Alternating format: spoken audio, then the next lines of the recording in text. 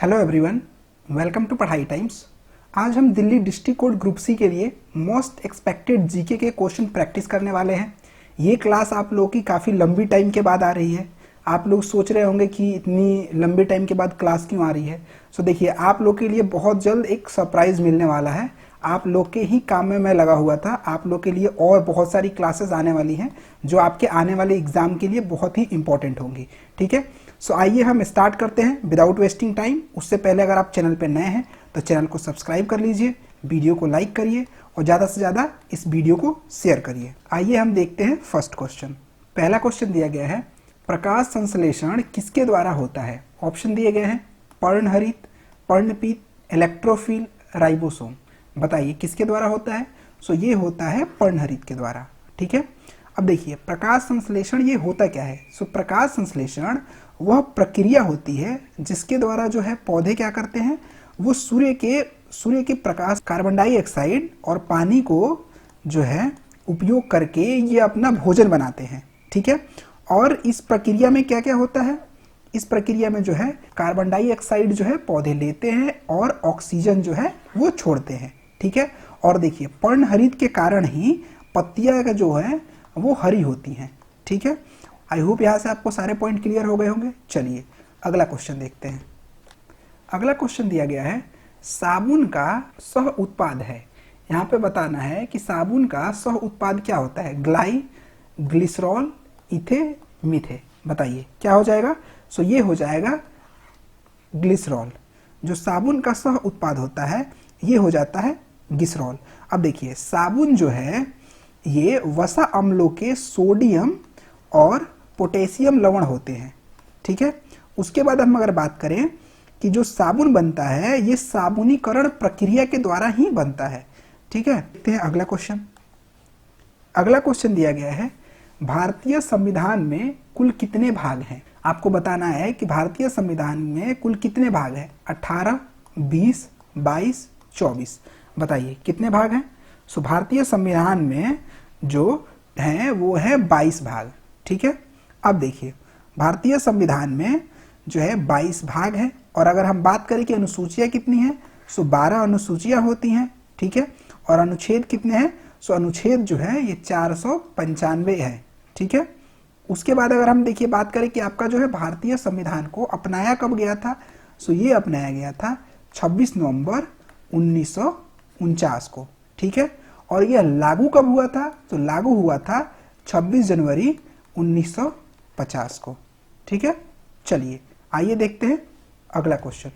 अगला क्वेश्चन दिया गया है, मत देने का अधिकार भारतीय संविधान के किस अनुच्छेद में आता है।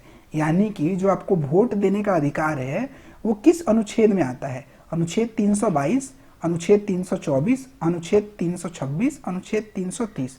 बताइए कौन से आर्टिकल के तहत आता है। तो ये हो जाएगा आर्टिकल नंबर 326। आर्टिकल नंबर 326 में जो है वो मत देने का अधिकार दिया गया है। ठीक है, सो चलिए आइए देखते हैं अगला क्वेश्चन। अगला क्वेश्चन दिया गया है, पृथ्वी पर किसी वस्तु का पलायन वेग चंद्रमा पर उस वस्तु के पलायन वेग से डैश होगा। क्या होगा, बराबर होगा, अधिक होगा, कम होगा या इनमें से कोई नहीं। बताइए क्या हो जाएगा। सो ये हो जाएगा अधिक।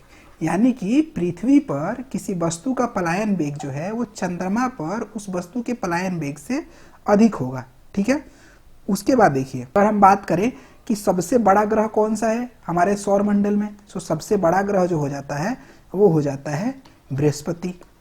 उसके बाद अगर हम बात करें कि सबसे अधिक जो है गुरुत्वाकर्षण कौन से ग्रह पे है, सो ये भी है बृहस्पति पे। उसके बाद देखिए अगर हम बात करते हैं कि पृथ्वी का जो है पलायन वेग कितना होता है पृथ्वी से, तो 11.2 किलोमीटर होता है। ठीक है, उसके बाद देखिए अगर हम बात करते हैं कि पृथ्वी की जुड़वा बहन कौन है, तो वो कौन सी हो जाती है, वो हो जाता है शुक्र। ठीक है, और शुक्र को सुबह का तारा या शाम का तारा भी कहा जाता है। सो आई होप यहाँ से सारे पॉइंट आपको क्लियर हो गए होंगे। चलिए आइए देखते हैं अगला क्वेश्चन। अगला क्वेश्चन दिया गया है, हम्बनटोटा बंदरगाह किस देश में स्थित है। आपको बताना है कि हम्बनटोटा बंदरगाह जो है वो कौन से देश में स्थित है। भारत, पाकिस्तान, म्यांमार, श्रीलंका। बताइए। सो ये जो है श्रीलंका में स्थित है। ठीक है। हम्बनटोटा बंदरगाह जो है वो श्रीलंका के सामरिक स्थान पर स्थित है, ठीक है। अब देखिए, अगर हम यहाँ से बात करें कि भारत की, तो भारत की राजधानी कहाँ है, ये है नई दिल्ली। और भारत के राष्ट्रपति कौन है, तो ये हैं रामनाथ कोविंद जी। प्रधानमंत्री की बात करें तो ये कौन है, ये तो बच्चा बच्चा जानता है, नरेंद्र मोदी जी हैं। उसके बाद हम बात करें श्रीलंका की, कि श्रीलंका की राजधानी कहाँ है, तो श्रीलंका की राजधानी बताइए कहाँ है, तो ये हो जाती है श्री जयवर्धन कोटे। उसके बाद अगर हम बात करें कि यहाँ के प्रधानमंत्री कौन है, तो यहाँ के जो प्रधानमंत्री हैं वो हैं महिंद्रा राजपक्ष, ठीक है। उसके बाद अगर हम बात करें कि यहाँ का जो करेंसी होता है उसको हम क्या कहते हैं, तो यहाँ के करेंसी को भी हम रुपया ही कहते हैं, ठीक है। उसके बाद देखिए यहाँ पे दिया गया है पाकिस्तान। पाकिस्तान की अगर राजधानी की हम बात करें तो ये क्या हो जाता है, सो ये हो जाता है इस्लामाबाद। उसके बाद अगर यहाँ की प्रधानमंत्री की बात करें तो ये कौन है, ये है इमरान खान, बड़ा ही फेमस है आजकल न्यूज़ में। उसके बाद अगर बात करें कि यहाँ की जो अगर करेंसी की बात करें तो ये भी क्या हो जाती है, ये भी हो जाती है रुपया, ठीक है। अब देखिए अगर म्यांमार की यहाँ बात कर लें तो म्यांमार की जो है राजधानी कहाँ है, तो ये है नाइपीडा। उसके बाद अगर बात करें कि यहाँ की जो मुद्रा है वो क्या होती है, सो ये होती है कयात, ठीक है। चलिए आइए देखते हैं अगला क्वेश्चन। अगला क्वेश्चन दिया गया है, डेट्रायट नामक नगर किसके लिए प्रसिद्ध है, जहाजरानी उद्योग, ऑटोमोबाइल उद्योग, वायुयान उद्योग, सूती वस्त्र उद्योग। बताइए किसके लिए प्रसिद्ध है, तो डेट्रायट नामक जो नगर है ये ऑटोमोबाइल के लिए प्रसिद्ध है।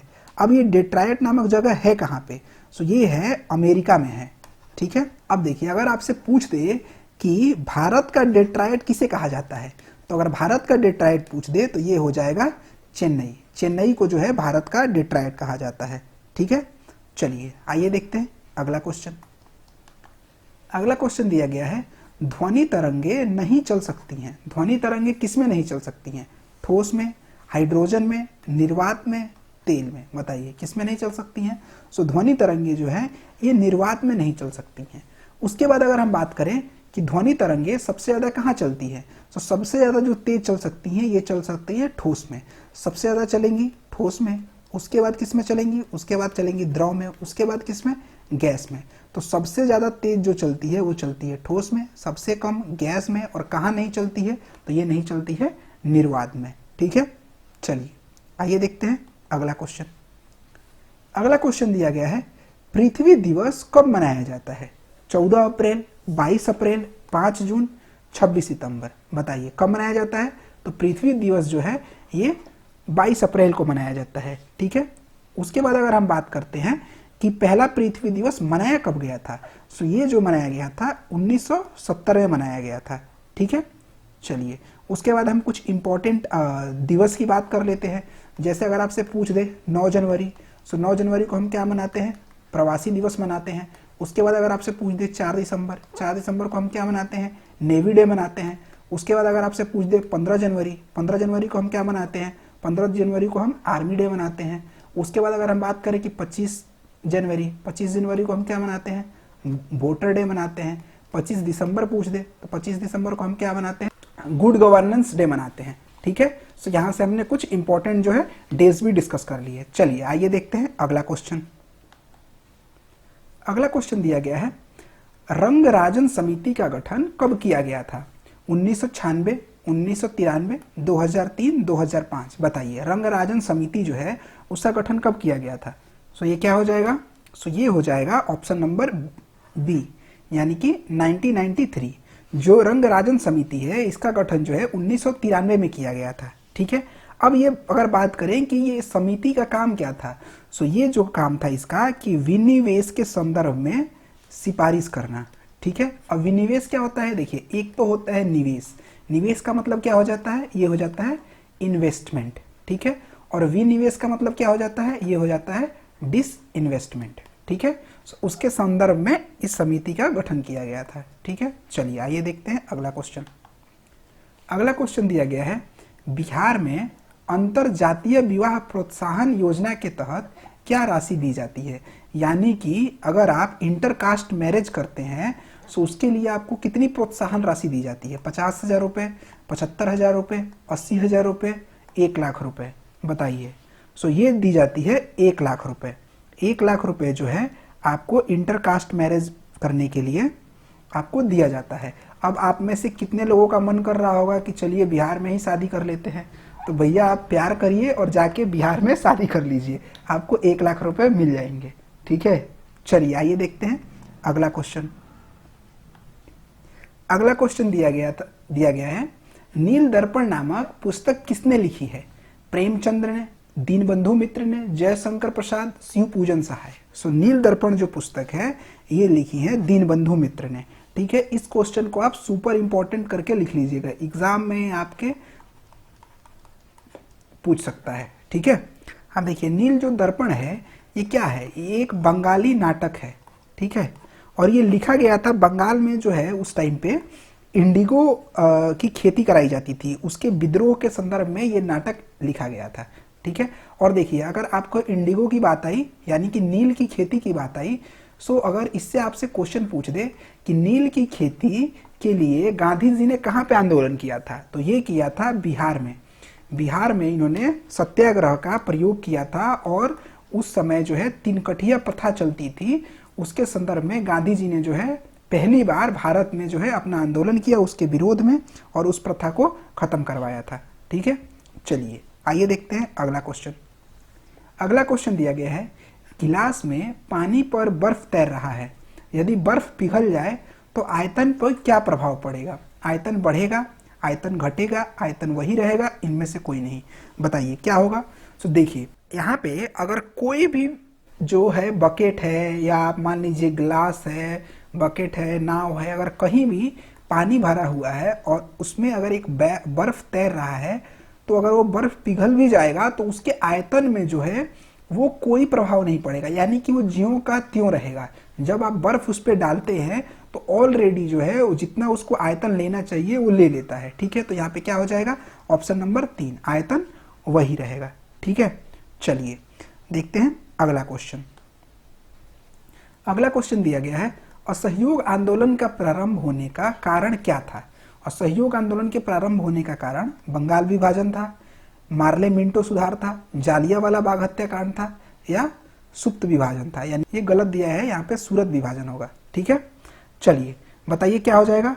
सो ये हो जाएगा जालियांवाला बाग हत्याकांड। ठीक है, अब देखिए जालियांवाला बाग हत्याकांड हुआ कब था? सो ये हुआ था 1919 में। जालियांवाला बाग हत्याकांड हुआ था, सो उसके संदर्भ में जो है वो हुआ था, कमेटी बैठी थी और उस कमेटी ने जो है असंतोषजनक जो है निर्णय दिया। सो उसी के संदर्भ में गांधी जी ने जो है असहयोग आंदोलन की शुरुआत की। अब आपसे पूछेगा कि सूरत विभाजन कब हुआ था, तो सूरत विभाजन जो हुआ था ये हुआ था 1907 में। उसके बाद अगर हम बात करें कि बंगाल विभाजन कब हुआ था, तो बंगाल विभाजन हुआ था 1905 में और उस समय जो गवर्नर था वो कौन था? वो था लॉर्ड कर्जन। ठीक है, उसके बाद अगर हम बात करें कि मार्ले मिंटो सुधार अधिनियम, मार्ले मिंटो सुधार अधिनियम कब आया था? सो ये आया था 1909 में, मार्ले मिंटो सुधार अधिनियम आया था। ठीक है, और अगर आपसे पूछते कि चेम्सफोर्ड अधिनियम कब आया था, तो ये आया था 1919 में। ठीक है, चलिए आइए देखते हैं अगला क्वेश्चन। अगला क्वेश्चन दिया गया है, सबसे पहले किस जीव को अंतरिक्ष में भेजा गया था? आदमी, चूहा, बंदर, कुत्ता। तो देखिए सबसे पहले जो अंतरिक्ष में भेजा गया था वो भेजा गया था कुत्ता को। अब अगर आपसे पूछ दे कि उसका नाम क्या था, तो उसका नाम था लाइका। लाइका नामक कुतिया जो थी, यानी कि फीमेल जो डॉग होती है, उसको जो है अंतरिक्ष में सबसे पहले भेजा गया था। ठीक है, अब आपसे पूछ दे कि सबसे पहले चंद्रमा पर कदम रखने वाले व्यक्ति का अगर आपसे नाम पूछ दे तो वो कौन है? वो है नील आर्मस्ट्रांग। ठीक है, उसके बाद अगर आपसे पूछ दे भारत के कौन से पहले व्यक्ति हैं जो अंतरिक्ष में गए थे, तो ये हो जाएंगे राकेश शर्मा। ठीक है, उसके बाद अगर हम बात करें कि भारतीय मूल की अमेरिकी नागरिक कौन थी जो अंतरिक्ष में गई थी पहली महिला, तो वो थी कल्पना चावला। ठीक है, जो धरती पे पहुंचने ही वाली थी, जिनका जो है रॉकेट का जो है एक्सीडेंट हो जाता है और उनकी डेथ हो जाती है। ठीक है, आई होप यहाँ से आपके सारे पॉइंट जो है वो क्लियर हो गए होंगे। चलिए आइए देखते हैं अगला क्वेश्चन। अवध के ब्रिटिश साम्राज्य में मिलन के समय अवध के नवाब कौन थे? वाजिद अली शाह, अमजद अली शाह, मोहम्मद अली शाह, हैदर सुलेमान शाह। बताइए कौन थे? सो ये थे वाजिद अली शाह।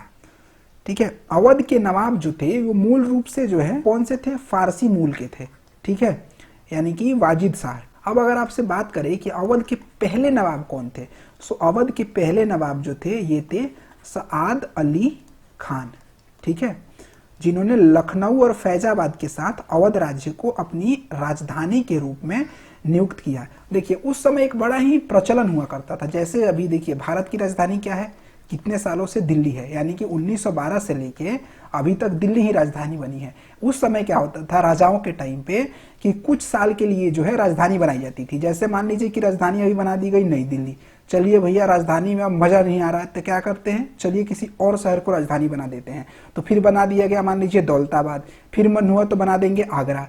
तो उस समय क्या था, अलग अलग जो है राजधानी जो है वो घोषित की जाती थी, अलग अलग यानी अलग अलग सिटी को जो है ये लोग राजधानी बनाते रहते थे, शिफ्ट करते रहते थे, ठीक है। चलिए आइए देखते हैं अगला क्वेश्चन। सो गाइज आज के लिए इतने ही क्वेश्चन थे। आपकी जो ये क्लास है ये काफ़ी दिनों बाद आ रही है, लेकिन आप लोग को चिंता करने की कोई ज़रूरत नहीं है, आपकी प्रैक्टिस में कोई कमी नहीं आएगी। अभी जो है आप लोग के लिए जीके की सीरीज स्टार्ट होने वाली है, जो लूसेंट है, जिसको हम कहते हैं कि ये रामबाण है आपके किसी भी गवर्नमेंट एग्जाम के लिए। सो उसके लिए जो है उसकी पूरी डिटेल्स में आप लोग के लिए उसका निचोड़ लेके मैं आ रहा हूँ बहुत जल्द आप लोग के लिए, और बहुत सारी जो चीज़ें हैं आप लोग के लिए आएगी। शॉर्ट ट्रिक से कैसे याद करें आप लोग सारे क्वेश्चंस, बहुत सारे वीडियो आने वाले हैं। अब आपकी जो क्लासेस भी है अब रेगुलर बेसिस पे होने वाली है, कंटिन्यू होगी। सो इसके लिए आपको टेंशन नहीं लेना है। और दूसरी बात, आप लोग का कमेंट आ रहा था कि सर जो दिल्ली डिस्ट्रिक्ट कोर्ट के लिए कोई अपडेट है कि नहीं। सो उसके लिए जो है आज शाम में उसके लिए एक वीडियो आने वाला है, ठीक है। उस वीडियो को जाके देख लीजिएगा, सारे डाउट जो है आपको वहां से क्लियर हो जाएंगे, ठीक है। तब तक के लिए आप लोग खुश रहिए, मुस्कुराते रहिए, and see you in the next video.